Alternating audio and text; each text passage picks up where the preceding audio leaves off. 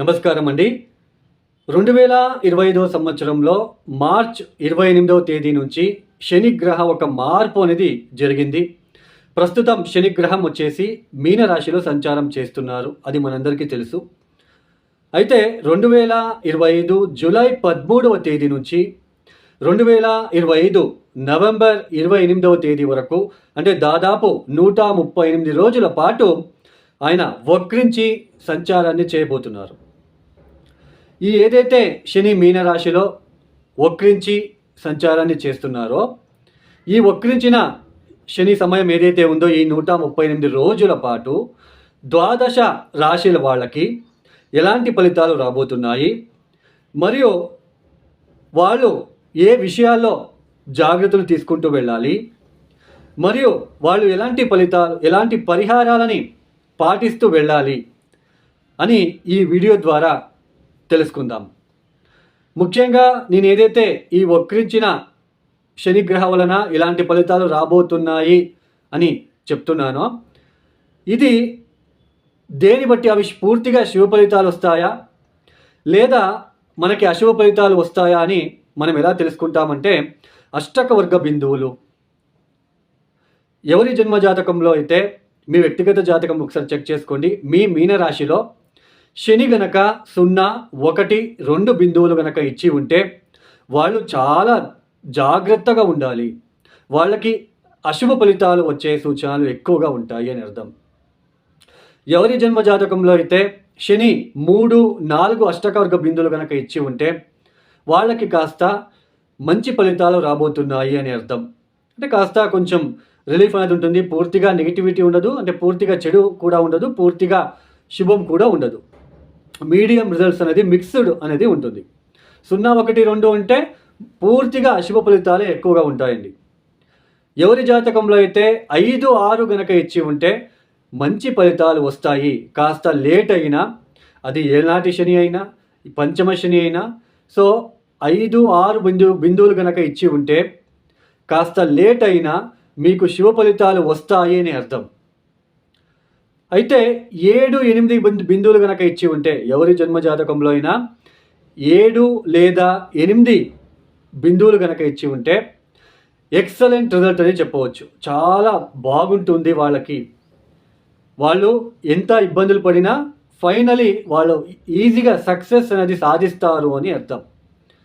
Only 0, 1, 2 బిందువులు ఇచ్చి ఉండే వాళ్ళకే ఎక్కువ ఒడిదొడుకులు, ఇబ్బందులు, కష్టాలు అనేది వస్తూనే ఉంటాయండి. సో అష్టకవర్గ బిందువులు చాలా ఇంపార్టెంటు. సో ఈ ఒక అష్టకవర్గ బిందువుని మీరు చెక్ చేసుకుంటే మీకు ఈజీగా అనేది, అంటే ఈ ఫలితాలు ఎలా వస్తాయనేది ఈజీగా అర్థమవుతుంది. ఇక ఒక రాశి గురించి మనము తెలుసుకుంటూ వెళ్దాం. సింహరాశి వాళ్ళకి, ఈ సింహరాశి వాళ్ళకి అష్టమ శని జరుగుతున్నది. వక్రించిన శని ఫలితాలు చెప్పుకునే ముందు అష్టమ స్థానం గురించి చెప్పుకుందాం. అష్టమ స్థానం అంటే ఏంటి? ఆయుష్ స్థానము. సడన్గా జరిగే ఈవెంట్స్, అది పాజిటివ్ కావచ్చు, నెగిటివ్ కావచ్చు, డిపెండ్స్ ఆన్ ప్లానటరీ పొజిషన్. తర్వాత అష్టకవర్గ బిందువులు. తర్వాత మనలో ఉన్న హిడెన్ టాలెంట్స్ని, ఫర్ ఎగ్జాంపుల్ అక్కల్ట్ సైన్స్ కావచ్చు, రీసెర్చ్ ఓరియంటెడ్ కావచ్చు. తర్వాత ఒక జ్యోతిష శాస్త్రంలో ప్రావీణ్యత రావాలి అంటే అష్టమ స్థానం చాలా ప్రముఖమైన పాత్ర అనేది వహిస్తుంది. డాక్టర్స్కి కూడా అష్టమ స్థానం చాలా ప్రముఖమైన పాత్ర అనేది వహిస్తుంది. తెలియని విద్య, రహస్య విద్య, ఇవన్నీ కూడా బయటికి వచ్చే అవకాశాలు. హిడెన్ టాలెంట్, భూమి కింద ఉండే రంధ్రస్థానం అని అంటాం అష్టమ స్థానం అంటే. భూమి లోపల ఏముంటుందో తెలియదు కదా, అక్కడ నీళ్లు ఉన్నాయో లేదా ఏముంటుందో తెలియదు కదా. అలాగే అష్టమ స్థానం అంటే తెలియని విషయాలు బయటికి వచ్చే ఒక సూచనలు ఆ ఒక అష్టమ స్థానంలో ఉంటున్న గ్రహం నుంచి మనకు తెలుస్తుంది. ఈ అష్టమ స్థానంలో గ్రహాలు ఉన్నప్పుడు అది విపరీత రాజయోగం కింద తీసుకుంటాం. వ్యయాధిపతి అష్టమ స్థానంలో ఉన్నప్పుడు, అష్టమాధిపతి 6వ స్థానంలో ఉన్నప్పుడు విపరీత రాజయోగం. అంటే బాగా కష్టపడి ఒక ఏజ్ వచ్చిన తర్వాత లక్ అనేది ఫేవరబుల్ అవుతుంది. సడన్గా వాళ్ళు రాజకీయంలో ఇవన్నీ కూడా అష్టమ స్థానంలో ఉన్న ఒక గ్రహ సంచారం వలనే. అష్టమ స్థానంలో గ్రహ సంచారం ఉన్నప్పుడు అక్కడ మంచి మంచి గ్రహాలు మీకు ఫేవరబుల్ రిజల్ట్ ఇచ్చే గ్రహాలు ఉన్నప్పుడు అష్టమ స్థానం యాక్టివేట్ అయినప్పుడు పొలిటికల్ సడన్గా వాళ్ళు పొలిటికల్ విషయంలో ఎంట్రీ అవ్వడానికి ఛాన్సెస్ ఉంటుంది. కుజుడు లాంటి గ్రహాలు అష్టమ స్థానంలో ఉన్నప్పుడు మంచి సర్జన్ అవ్వడానికి ఛాన్సెస్ ఉంటుంది. సో ఇలా అష్టమ స్థానంలో శని గోచారంలో వచ్చినప్పుడు ఆయుష్ కారకుడు, మనకు శని మంచి ఆయుష్యాన్ని ఇచ్చే గ్రహం వచ్చేసి అష్టమ స్థానంలో వచ్చినప్పుడు ఈ సమయంలో సింహరాశి వాళ్ళకి తెలియని భయం అనేది ఏర్పడుతూ ఉంటుంది. ఏదో ఒక భయం లోపల. తర్వాత అష్టమ స్థానంలో శని కూర్చొని తృతీయ దృష్టితో దశమ స్థానాన్ని చూస్తాడు. తర్వాత సప్తమ దృష్టితో మీ రాశి నుంచి ద్వితీయ స్థానాన్ని చూస్తాడు. తర్వాత దశమ దృష్టితో మీ రాశి నుంచి పంచమ స్థానాన్ని చూస్తాడు. సింహరాశి వాళ్ళకి ఒక ప్లస్ పాయింట్ ఏంటంటే ఈ సమయంలో గురుబలం ఉంది. ఆ గురుబలం వలన బయటపడుతూ ఉన్నారు. అష్టమ స్థానంలో శని వచ్చినప్పుడు ఆరోగ్యపరంగా ఇబ్బందులు వచ్చే సూచనలు, తెలియని భయం, ఏదో ఒక భయము, ఒక భ్రాంతిలాగా కనిపిస్తూ ఉంటుంది.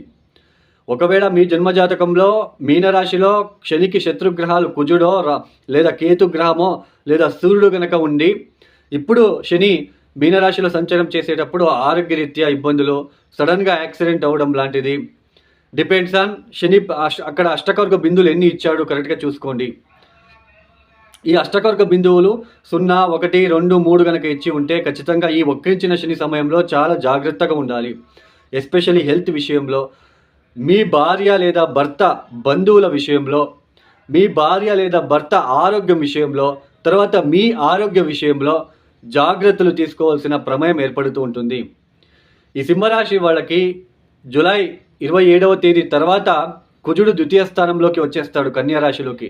మీనరాశిలో శని భగవానుడు, కన్యా రాశిలో కుజుడు, ఇద్దరు సమసప్తక దృష్టిలో చూసుకుంటాడు. కాబట్టి కుటుంబంలో అనావశ్యక తగాదాలు, కుటుంబంలో ఏదైనా చెడు వార్తలు లాంటివి వినడము ఈ ఒక వక్రించిన శని సమయంలో మీకు ఆరోగ్యరీత్యా ఇబ్బందులు, టీత్కి సంబంధించినది, మౌత్కి సంబంధించినది ఏదైనా ఇబ్బందులు వచ్చే సూచనలు, వేళకు సరైన భోజనం చేయలేకపోవడము, డిప్రెషన్కి గురి అవ్వడం లాంటిది ఎక్కువగా ఉంటుంది. ఇలా వక్రించిన శని సమయంలో మానసిక ఆందోళన, భయము, ఇబ్బందులు, ఆరోగ్యరీత్యా, ఫైనాన్షియల్ విషయంలో, ఫ్యామిలీ విషయంలో ఎన్ని ఇబ్బందులు ఉన్నా లాభస్థలంలో గురువు గారు ఉంటున్నారు కాబట్టి అక్కడికక్కడే అప్పటికప్పుడే సర్దుబాటు అవుతూ ఉంటుంది. ఇది మీకు చాలా ప్లస్ పాయింట్ అండి. సో వక్రించిన శని అంతగా బాగోలేదు, కాస్త జాగ్రత్తగా ఉండే ప్రయత్నం చేయండి. మాట్లాడేటప్పుడు జాగ్రత్తగా ఉండండి, కుటుంబ వ్యక్తులతో జాగ్రత్తగా ఉండండి, భార్య లేదా భర్త ఆరోగ్యం విషయంలో జాగ్రత్తగా ఉండండి. వాళ్ళతో అనవసరమైన ఆర్గ్యుమెంట్స్ చేయకండి. ఈ సమయంలో ఈ సింహరాశి వాళ్ళు తప్పనిసరిగా ప్రతిరోజు ఉదయాన్నే సూర్యోదయం కన్నా ముందే లేవాలి అండి. లేచి కాలభైరవేశ్వర గాయత్రి మంత్రం చదువుకోవడము, సూర్య నమస్కారాలు, ఆదిత్య స్తోత్ర పారాయణం చేసుకోవడము, ప్రతిరోజు సాయంత్రం నువ్వుల ఒత్తులతో దీపం పెట్టి రావడము, శివాలయంలో మహామృత్యుంజయ మంత్రం చదువుకోవడం లాంటిది మీరు ఎంత చేస్తే అంత మంచిది.